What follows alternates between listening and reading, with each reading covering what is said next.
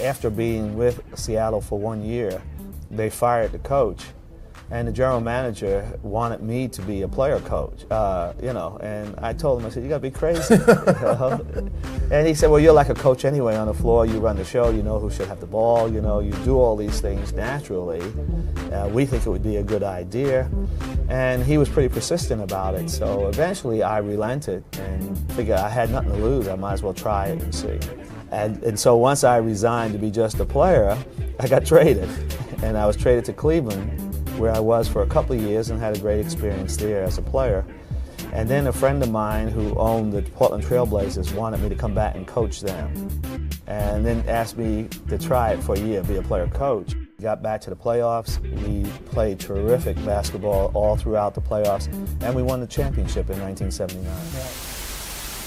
Lenny could do most everything. He was terrific. An undersized left-handed guard, Wilkens made up for what he lacked in height with sheer grit and determination, becoming a 9-time NBA All-Star.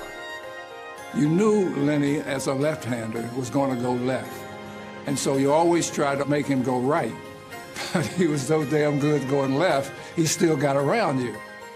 Named player coach of the Seattle Supersonics in 1969, Wilkens made history, becoming one of the first African Americans to lead an NBA team.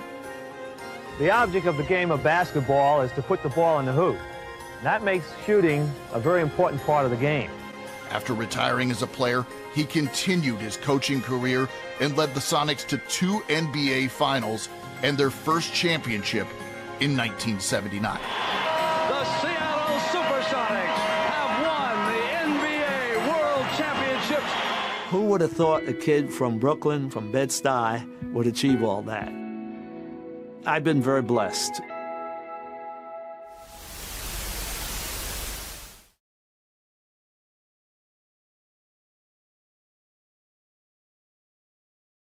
Somebody big just died. NBA Hall of Famer, player, and coach Lenny Wilkens is dead at 88 years old. My friend Mike North is here to help eulogize him. Mike, how you doing, my friend? Long time no see. Joe. Yeah, long time no see yesterday. But, we had another death in the family. That's what they are when you make it here on Somebody Big Just Died. And we'll talk about the great Lenny Wilkens. And we're going to do an honorable mention for Michael Ray Richardson tonight. Also, we have such great sponsors. We got to start them off with Cumberland Chapel's Funeral Home at 8300 West Lawrence Avenue, the Lupos, the Martinos, right out there in Norridge, Illinois. Plenty of parking. They serve families with dignity and grace.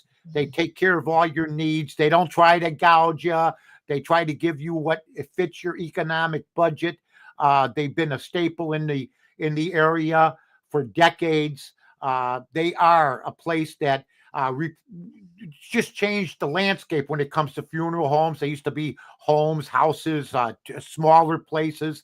It's a big place, takes up the whole block. You got parking on each side, parking behind the place, parking across the street parking. Never a loss. Cumberland Chapels, 8300 West Lawrence Avenue. Then you have, of course, the fine folks at Pennyville Station. My wife, Bibi, was there today with my cousin, Susie. They had lunch out there. Tino Antonacci greeted them. Great food, great atmosphere. They're open for lunch.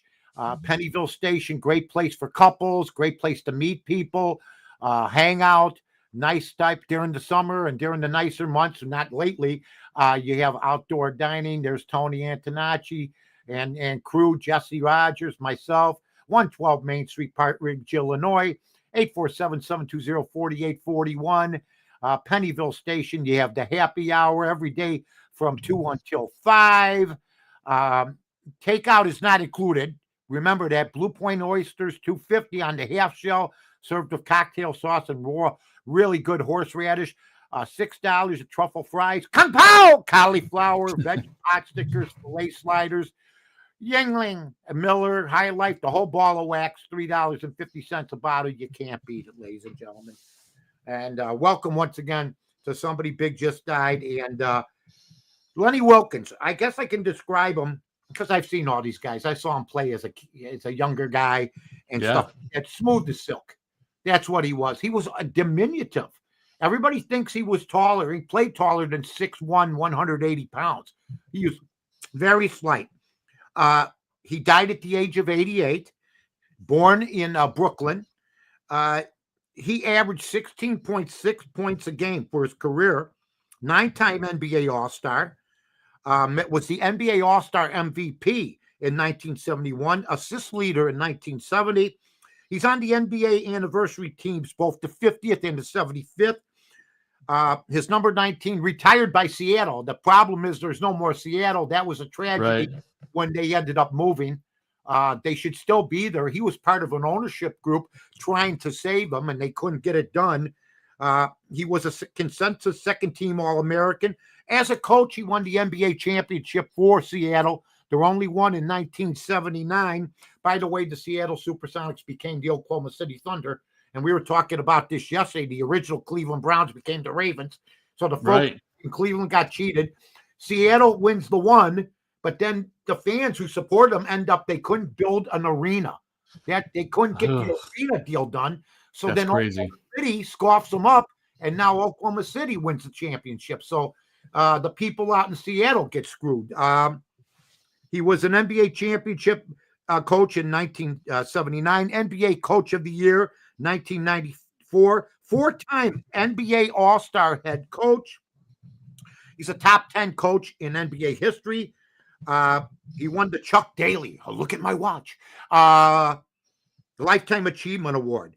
17,772 points, 5,000 rebounds, 7,211 assists. He averaged 16.5 points a game, 4.7 rebounds per game. Not bad for 6'1", and 6.7 assists per game. His coaching record, 13 under 32 and 11.55 for. That's impressive. Not bad, 53%. He's in the Basketball Hall of Fame for 3 things. We'll talk about that in a little bit. Born October 28th, died November 9th.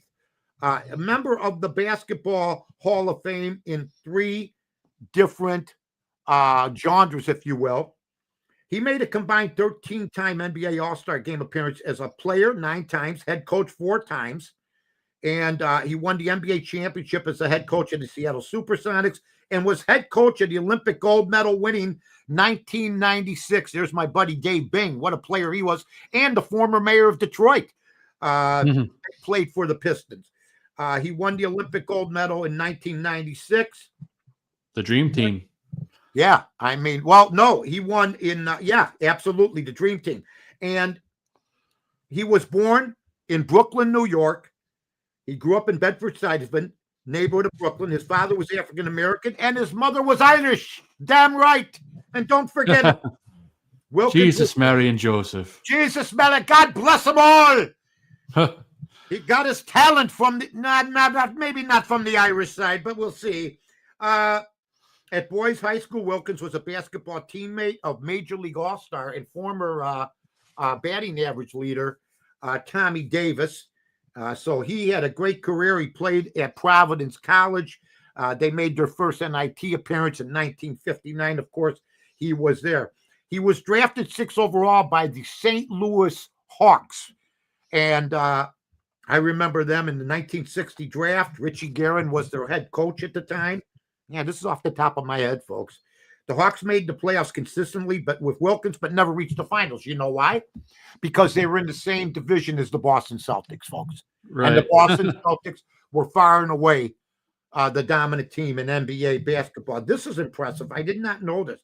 He placed 2nd in the league to Will Chamberlain for the MVP in 67 and 68, his last year with the Hawks. Now, he played for the Hawks from 1960 to 1968. Then he comes to the Supersonics in 68 to 72, where he averaged. Mayor coach. Well, but not right away. Not right away. Right. He averaged 22.4 points a game, 6.2 rebounds, and 8.2 assists. Just a solid player in his first 3 seasons. Then he was named the head coach in the 2nd season with the team. Now, player coaches were not that unusual back then. Bill Russell became a player coach. Richie Guerin, I just mentioned him with the St. Louis Hawks. And then you got Lenny Wilkens. But you know how mature you got to be not only play the point guard position and play the off guard position at times and be an all-star, but to coach the team. Okay. They improved their record every single year, but then they dealt him to the Cleveland Cavaliers. He played for the Cavaliers from 72 to 74, nondescript years for him. Sure. Then the Portland Trail Blazers played for 74 and 75. He scored, like I said, 17,772 points in his career.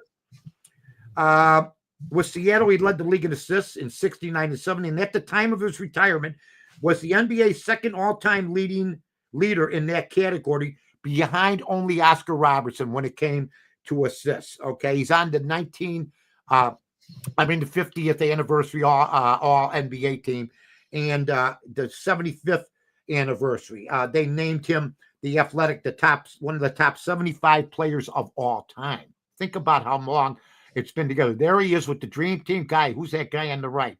Well, who's that guy? Michael Jordan. And just a touch of class. Just a great, great guy. Wilkens was player coach from 69 to 72 with the Supersonics, which was unbelievable. In June 2000, he signed a 4-year, the money started getting big, $20 million deal to become the head coach of the Toronto Raptors, replacing Butch Carter. In his first season at the helm, he led the Raptors franchise to their first playoff series win, defeating the New York Knicks in the first round. They parted ways after a disappointing and injury-riddled 2002-2003 season where their record was a paltry 24 and 58. Yikes. He was then named head coach of the Knicks for a very short time, from 2004 to 2005. After the team started 15 and 24 under Don Chaney, they named him. Then he resigned in 2006. He became the general manager of the Seattle Supersonics from April 24th, 1984 until May 27, 1986. During his stint, he drafted future All-Star Xavier McDaniel and hired head coach Bernie Bickerstaff, who became a staple out there. Sure. On November 29, 2006, Wilkens was hired as vice chairman of the Supersonics ownership group, thinking that might help. And it didn't, okay? He worked briefly in TV at FSN Studio as a college basketball analyst. He was married to Marilyn Reed from 1962 until his death. Okay. They had 3 children, Leisha, Randy, and Jamie. The Wilkens had 7 grandchildren, 6 girls and 1 boy. He was the founder of the Lenny Wilkens Foundation for Children and lived in Medina, Washington. He was a practicing Catholic. He died at his home on November 9th, 2025 at the age of 88. His honors, 79 NBA champ as head coach of Seattle, 13-time NBA All-Star, 71 NBA All-Star Game MVP, 94 NBA Coach of the Year, 2011 Chuck Daly Lifetime Achievement Award. His number 19th retired, 2-time coach of Olympic gold medal winning team. Is assistant coach in 92 is the assistant coach of the Dream Team. So 96, Joey was the head coach of the U.S. men's team that ended up winning it all also. 3-time Naismith Basketball Hall of Fame of inductee. He made it as a player, as a coach, as a general manager. I mean, he did everything that player coach and as a Dream Team coach. In 1999, he won the Golden Plate Award of the American Academy of Achievement. Some of his quotes: I learned my basketball on the playgrounds of Brooklyn. Today, being a playground player is an insult. It means all you want to do is go one-on-one. It means your fundamentals stink and you don't understand the game. But the playgrounds I knew were tremendous training grounds. I disagree with him on that. I think one-on-one performers are still very viable in the NBA, but he's like a coach at that time. Show people how to have success, and then you can push their expectations up. And that's what happens with the team that may not believe in himself. We're seeing it here in Chicago with our Chicago Bears. Am I more confident that they're 6-3 and that they can beat Minnesota? this coming week? Yeah. Absolutely. Would I be as confident? And this is what Lenny meant. If they're 3-6, no. So winning becomes a culture, and that's what he built there. His statistics, like I said, are second to none. His field goal percentages were not that impressive. In fact, he shot in his career 43% from the field, 77% from the free throw line. Never took a day off, though. I'm seeing tonight where Donovan Mitchell for Cleveland, who was at the Louisville, Kentucky game, visiting his alma mater. It's like not playing tonight for rest. I mean, back then that didn't go. Now anything goes in the NBA. That's why people don't have a lot of faith in it.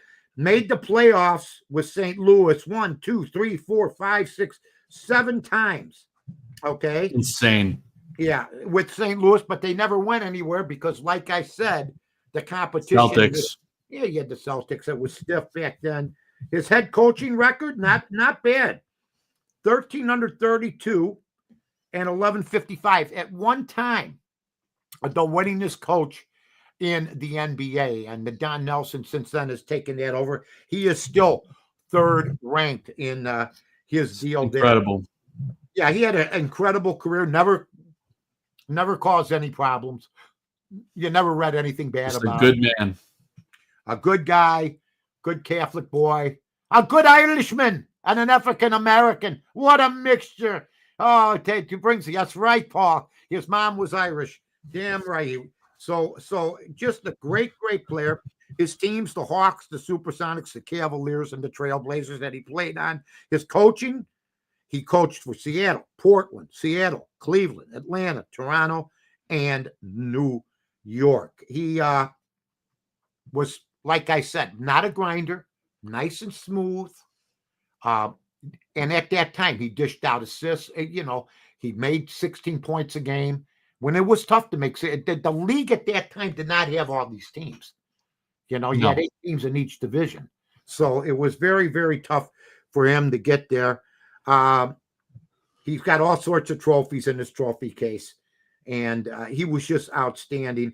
Once again, Seattle not having a team, to me, is an absolute shame. It is a travesty. I agree. That 79 team, you had Slick Watts, you had downtown Freddie Brown. They were, you had Jack Sikma. I mean, they were just a colorful, fun group to watch. And Lenny Wilkens got it done as their head coach. He did. Yeah, he really did. And he knew ball. He knew ball. He traveled around. He traveled in the NBA extensively. He didn't stay with.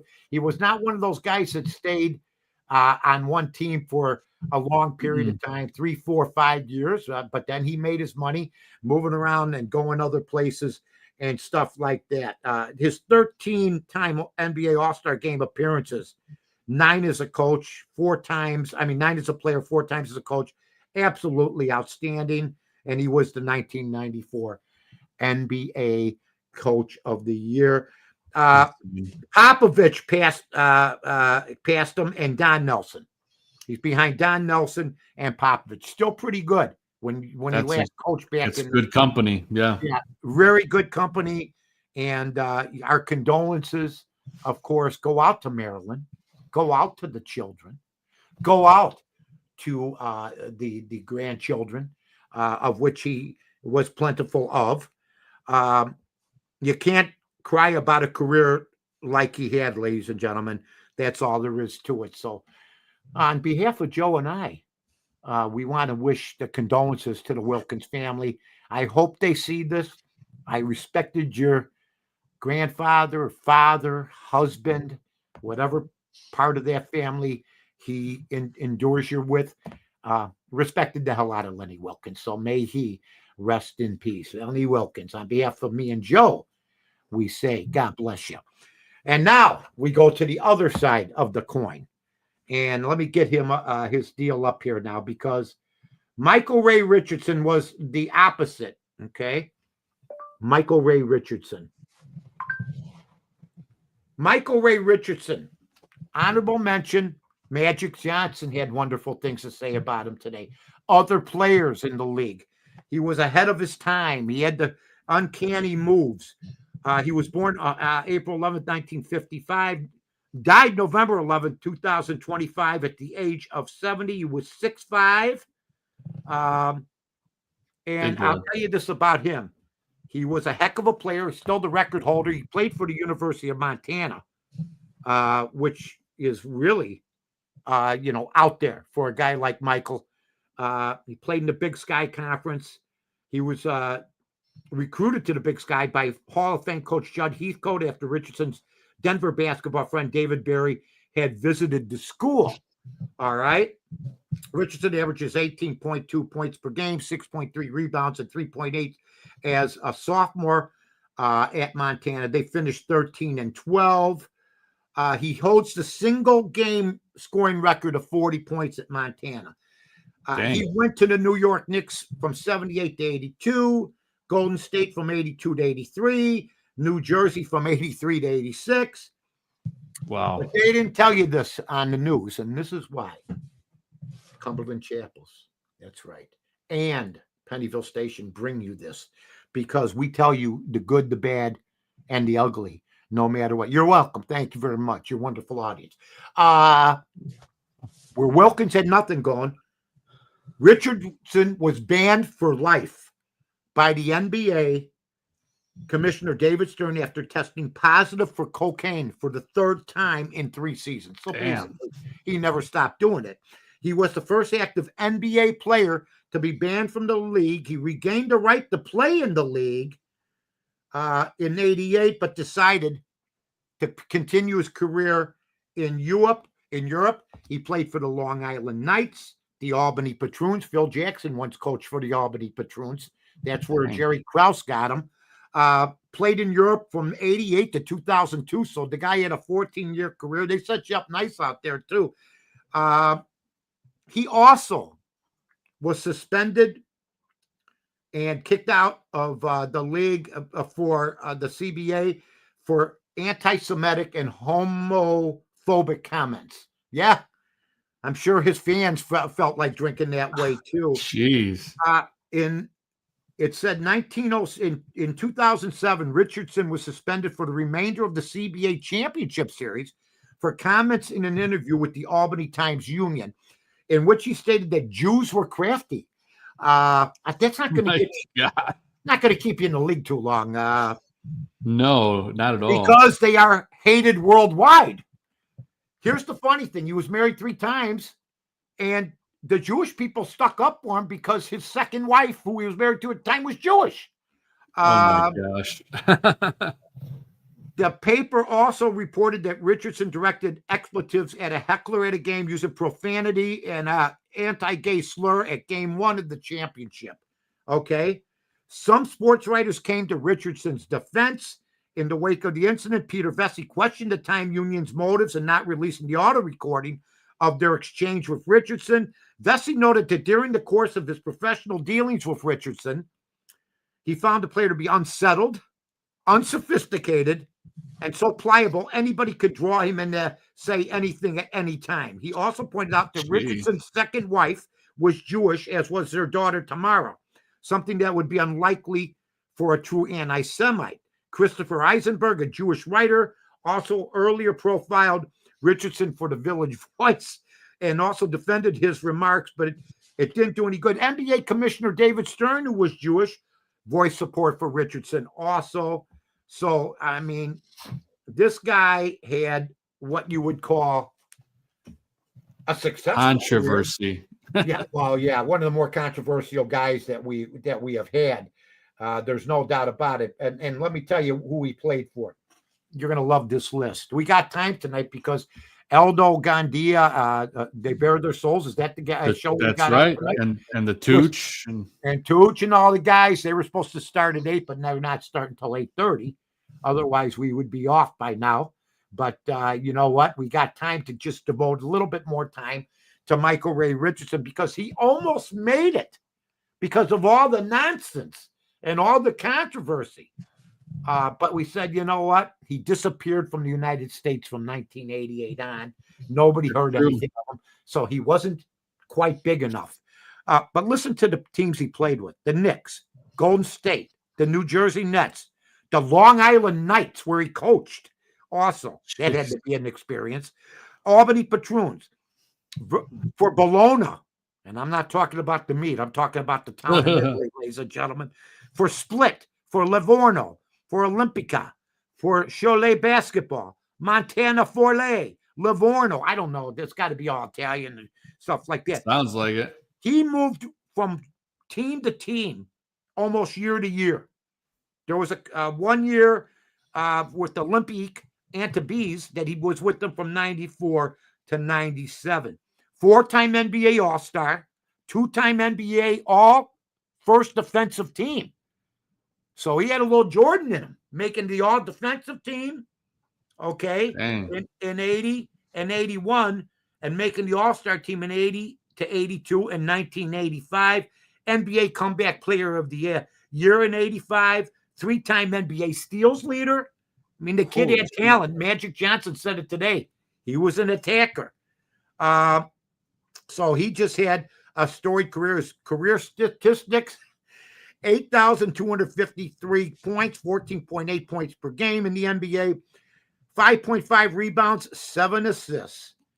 Michael Ray Richardson, there he is, who basically had a storied but well-traveled career, not only in the NBA, but in Europe and in the CBA. Probably one of our longest honorable mentions that we've ever had. For sure, yeah. Because we just had a lot of stuff to sift through. Once again, he almost made the cut. Not everybody does, folks. I know there's weeping out there for these families. They'd like to see that final situation. Let me check his personal. He lived in Lawton, Oklahoma, had 11 grandchildren, had basketball clinics and stuff like that. He was a weird guy. His name was Michael, M-I-C-H-A-E-L, which is like mine. He changed it, M-I-C-H-E-A-L, for some reason. I have no idea. Michiel. Yeah. Richardson was the subject of TNT's Network 2000, Whatever Happened to Michael Ray, which is exactly why he's not on Somebody Big Just Died as a main character. Right. But the longest honorable mention in history, there's no doubt about it. There's the guys rolling out the carpet. Yeah, that was a long one. And on behalf of Joe, on behalf of myself, Joe was hot on the keyboard tonight, rolling away, baby. We hope having fun, baby. Oh, yeah, that's what it's about. Somebody Big Just Died. We have a lot of fun doing it. We've been having some more people die lately. It's like being a plumber. You know, somebody's crap is somebody else's bread and butter. Well, Cumberland Chapels, when they have a problem, it's their bread and butter when somebody dies. And when somebody dies here, the same thing. So on behalf of Cumberland Chapels, on behalf of Pennyville Station, on behalf of Joe Mandel, on behalf of Aldo Gandia, the Podfather, on behalf of the Bar Room, and stay tuned for those guys at 8:30 tonight. That's right. I want to thank everybody for tuning in. Have a great one on behalf of me and Joe. Good night, everybody.